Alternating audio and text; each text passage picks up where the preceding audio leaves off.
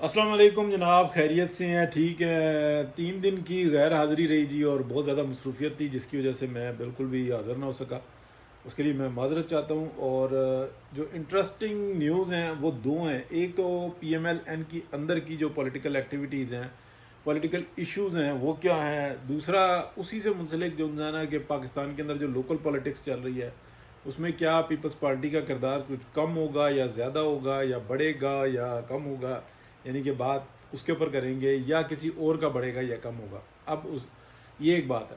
اور انٹرنیشنلی جو آپ کہہ لیں کہ جو پاکستان کی اہمیت ہے یا اس کا کردار جو ہے وہ مستقبل میں کیا ہو سکتا ہے اور اس کے لیے کیا کچھ ہو رہا ہے، اس کے اوپر ہم بات کریں گے.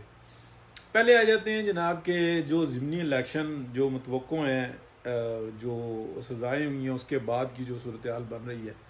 دیکھیں پی ایم ایل این کے اوپر یہ آ رہا ہے کہ جناب وہ کس طریقے سے جو ہے نا اس کو ٹیکل کرتے ہیں. کیا وہ ووٹ بڑی مقدار میں حاصل کر پاتے ہیں یا کہ نہیں کر پاتے؟ کیا موبلائز کر پائیں گے عوام کو کہ وہ باہر نکلیں اور ووٹ دیں؟ اور کیا پی ٹی آئی جس طریقے سے بریک ہوئی ہے، کیا اس ساری صورتحال کے بعد جو پی ٹی آئی کا جو ووٹر جو ماضی میں رہا ہے وہ پھر بھی نکلے گا اور ووٹ ڈالے گا؟ تو یہ ساری چیز جو ہے نا اس کو ڈسکس کیا جا رہا ہے اور دیکھا جا رہا ہے. اس کے لیے سرویز کیے جا رہے ہیں اور اس کے لیے میٹنگز ہو رہی ہیں. یہ ساری جو ہے نا صورتحال کے بارے میں آپ کو یہ بتا سکتا ہوں کہ جو ابھی تک کا حاصل وصول ہے نا وہ یہ ہے کہ ووٹ کاسٹ کم ہوگا. اور پی ٹی آئی جو ہے نا وہ کافی آپ کہہ لیں کہ مسائل کا شکار ہے. اس کی کئی ایک وجوہات ہیں. سب سے بڑی وجہ جو ہے نا وہ یہ ہے کہ پی ٹی آئی کا ووٹر جو ہے وہ بہت مایوس ہوا ہے.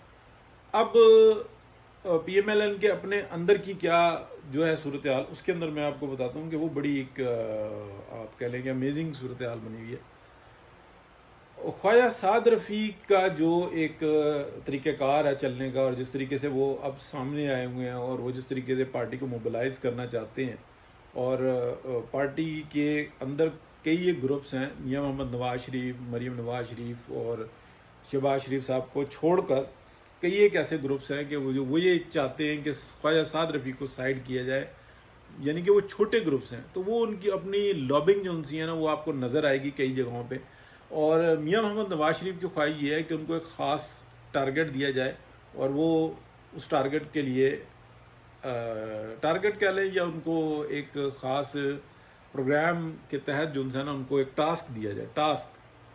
ٹاسک جو ہے نا وہ دیا جائے اور وہ اس کو اچیو کرے. اور شہباز شریف صاحب وہ تھوڑا سا اس وقت میں دھیما چلنا چاہ رہے ہیں، ان کی اپنی پالیٹکس ہے. لیکن یہ ساری باتیں جو ہیں اندر چل رہی ہیں تو یہ آپ کو ایسا لگے گا کہ جیسے اختلاف ہے. اختلاف نہیں ہے.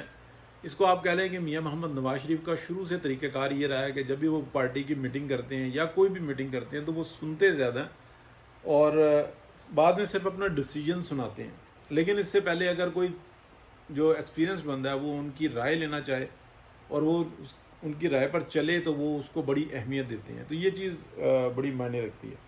اب جیسے کہ میں آپ کو کئی دفعہ بتا چکا ہوں کہ شہباز شریف صاحب کا اپنا ایک چلنے کا طریقہ کار ہے. انہوں نے بہت دفعہ یہ بات کہی کہ میاں صاحب میں ہوں اور یوں ہے اور فلانا ہے، اور وہ وزارت عظمیٰ کی سیٹ کے اوپر پہنچے. اس کے اندر ان کی کافی ساری ایفرٹز ہیں، کچھ جائز ہیں کچھ ناجائز ہیں. لیکن اس وقت میں جو صورتحال ہے نا وہ یہ ہے کہ شہباز شریف صاحب نے گیم اپنے ہاتھ میں لی ہوئی ہے. لیکن جو فیصلہ ہے نا پی ایم ایل این کا وہ ایک ہی شخص کے ہاتھ میں ابھی تک، اور وہ ہیں میاں محمد نواز شریف. اور اس کے بعد اگر کوئی نظر آ رہا ہے نا جو جس کے ہاتھ میں پی ایم ایل این جا رہی ہے وہ ہے مریم نواز شریف. تو اس وجہ سے شہباز شریف صاحب کی اپنی ایک جو نا دلچسپی ہے وہ اس بات کو سمجھتے بھی ہیں.